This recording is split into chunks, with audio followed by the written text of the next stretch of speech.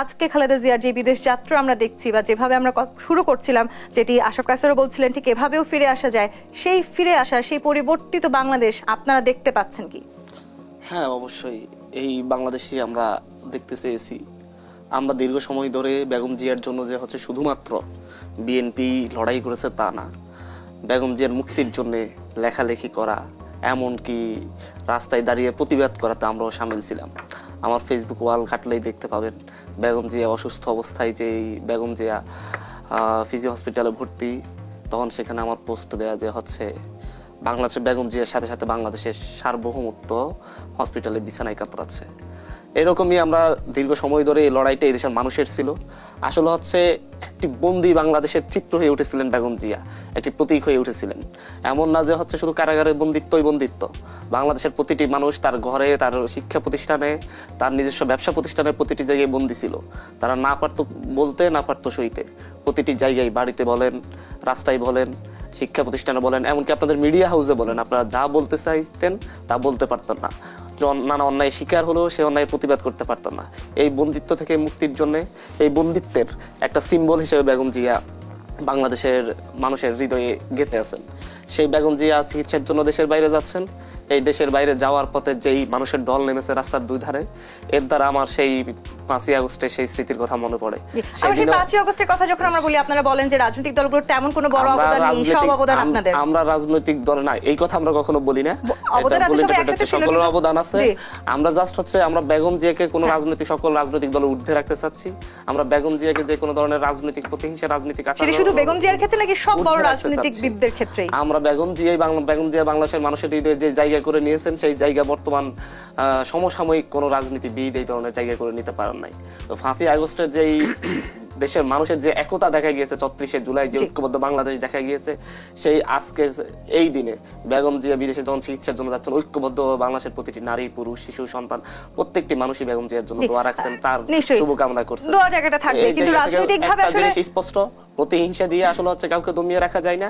সত্য সবসময় উদ্ঘাটিত, এবং যাকে আল্লাহ সম্মান দেয় সেই সম্মান পাবে অবশ্যই। এবং যে শেখ হাসিনা বেগম জিয়ার কে নিয়ে বেগম জিয়ার চরিত্র হননের চেষ্টা করেছে, বেগম জিয়াকে এতিমের টাকা মেরে খেয়েছে বলে বারবার একটা বয়ান প্রতিষ্ঠা করার চেষ্টা করেছে, সেই শেখ হাসিনার ইতিহাস লাঞ্ছনার, বেগম জিয়ার ইতিহাস সম্মানের। কাজী আব্দুল হান্নান মাসুদ, বেগম জিয়ার মুক্তির পক্ষে যেই আপনি বা আপনারা ছিলেন, ঠিক আপনাদের সাথে এই মুহূর্তে বাংলাদেশের এই মুহূর্তে বাস্তবতায় রাজনৈতিক বড় দল যদি আমি বলি বিএনপি, তাদের একটি দূরত্ব তৈরি হচ্ছে এবং সেটি অনেকটাই দৃশ্যমান। সেই আপনাদের সাথে কেন তাহলে এই দূরত্ব সৃষ্টি হলো? না, আসলে হচ্ছে আমরা এটাকে দূরত্ব মনে করছি না। আমরা কোনো পলিটিক্যাল পার্টি না যে আমাদের সাথে রাজনৈতিক কোনো দূরত্ব তৈরি হবে। বিষয়টা হচ্ছে একটি জায়গায় এসে আমাদের মধ্যে একটু মানে হচ্ছে ভুল বুঝাবুঝির একটু সৃষ্টি হচ্ছে, কেন হওয়াটাই স্বাভাবিক। গণঅভ্যুত্থানের আগের যে একতা, সেই একতাটা হয়তো আপনার গণঅভ্যুত্থানের পরে দেখবেন না। কারণ হচ্ছে বিএনপি বলেন, জামাত বলেন, গণ অধিকার পরিষদ বলেন, বা অন্য যে কোনো দল বলেন, প্রত্যেকটা দলেরই নিজস্ব এজেন্ডা আছে, নিজস্ব কর্মসূচি আছে, নিজস্ব লক্ষ্য উদ্দেশ্য আছে, এবং ওনাদের সকলেরই নিজস্ব দলের নিজস্ব গঠনতন্ত্র আছে। তারা তাদের সেই সকল বিষয় মেনে নিয়েই তারা চলতে চাইবেন। কিন্তু আমরা যারা হচ্ছে গণ অভ্যুত্থানের নেতৃত্ব দিয়েছি, আমাদের কাছে হচ্ছে আলাদা একটি জায়গা আছে, আলাদা মাত্রার একটি অবস্থান আছে। সেই অবস্থানটা হচ্ছে আমরা একটা এক দফা দিয়ে, সেই এক দফার ভিত্তিতে এই দেশের প্রত্যেকটা রাজনৈতিক দলকে, প্রত্যেকটি মানুষকে আমরা এক জায়গায় একত্রিত করেছি।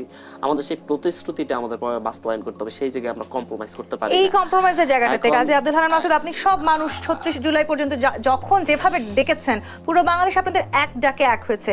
আজকে যদি আমি আপনাকে প্রশ্ন করি, 7 জানুয়ারি, গত বছর এই 7 জানুয়ারিতে নির্বাচন হয়েছিল, আজকের 7 জানুয়ারিতে যদি আপনি সে ঠিক একইভাবে ডাক দেন, সবাই আবার এক হবে? দেশের জন্য, দেশের স্বাধীনতা সার্বভৌমত্বের জন্য অবশ্যই সকলে এক হবে বলে আমরা বিশ্বাস রাখি। আমরা এমন কোনো ভুল করি নেই যার কারণে হচ্ছে আমাদের ডাকে মানুষ আসবে না। আমি এক জায়গায় বলতে চাচ্ছি যে হচ্ছে রাজনৈতিক দলগুলোর নিজস্ব স্বার্থ আছে, সেই স্বার্থের জায়গায় যদি হচ্ছে আমাদের এক দফার কথা যখন আমরা বলি, আমরা যে উপস্থাপনাগুলো করি সেগুলো অনেক ক্ষেত্রে তাদের স্বার্থের হানি ঘটাই, কিন্তু সেই এক দফা শেখ হাসিনার পতনের ব্যাপারে কিন্তু তাদের কারো স্বার্থের হানি ঘটাই নাই, তাদের উপকারী করেছে, যার কারণে রাজনৈতিক দলগুলো প্রত্যেকে এখানে এসেছে। তবে আমি একটা কথা বলতে পারি, এই দেশের সাধারণ মানুষ, রাজনৈতিক দলের নেতা কর্মীর বাইরে যারা আছে, তারা প্রত্যেকে আমাদের সাথে আসবে। কারণ হচ্ছে এই জায়গায় বিষয়টা স্পষ্টত, আমরা কিন্তু হচ্ছে আমাদের কোনো আলাদা এজেন্ডা নেই, আলাদা কোনো কর্মসূচি নেই।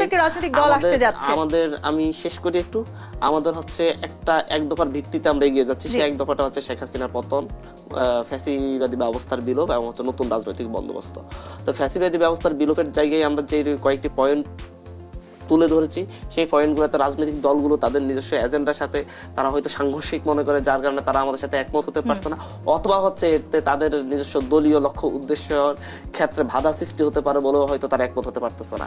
বাট আমরা মনে করি যে ফ্যাসিলিটি ব্যবস্থার বিলোপ করতে হলে অবশ্যই গণপরিষদের মাধ্যমে নতুন সংবিধান রচনা করতে হবে। অবশ্যই আমার দেশের সিম্বলিক জায়গায় ফ্যাসিস্ট চুপ্পুর মতো কেউ ওখানে থাকতে পারবে না। অবশ্যই কাজী আব্দুল হান্নান মাসুদ, হচ্ছে আপনি আমাকে একটু আরেক মিনিট হ্যাঁ, সময় আপনি দিতে হবে। বলেছেন যে এবং হচ্ছে নতুন সংবিধান রচনা করতে হবে, কিন্তু আপনি ঠিক একই কথা যদি ঘুরিয়ে বলেন সংবিধানকে কবর দিয়ে দিতে হবে। নতুন রাজনৈতিক বন্দোবস্তর কথা যখন আমরা বলি তখন হচ্ছে রাজনৈতিক দলগুলোকে আসলে রাজনৈতিক ব্যবস্থার কোনো পরিবর্তন চাচ্ছে কিনা, ওনার রাষ্ট্রীয় ব্যবস্থার অনেক পরিবর্তন সব পরিবর্তন চান আপনারা, রাষ্ট্র একবারে সংস্কারের সবকিছু পরিবর্তন হয়ে চাচ্ছে যাবে। না, আমরা একেবারে চাচ্ছি না। আমরা এক জায়গায় ঐক্যবদ্ধ হতে চাচ্ছি, ঐক্যমত হতে চাচ্ছি, আমরা সকলকে এক জায়গায় একত্রিত নিশ্চয়ই। করতে চাচ্ছি। আসেন আগের যে পসিবল যাওয়া রাজনৈতিক ব্যবস্থা সেটাকে ভেঙে চুরে আমরা নতুন রাজনৈতিক ব্যবস্থা গড়ে তুলি। সেখানে সেটার নিশ্চয়ই জন্য সবাই প্রতিটি আপনাদের দল পক্ষেই আছে। অভ্যন্তরীণ বিষয়ে পরিবর্তন হওয়া দরকার না। আসলে আপনি সবাই যদি পক্ষে রাখতো এই ধরনের মানে দ্বিমত সৃষ্টি হতো না।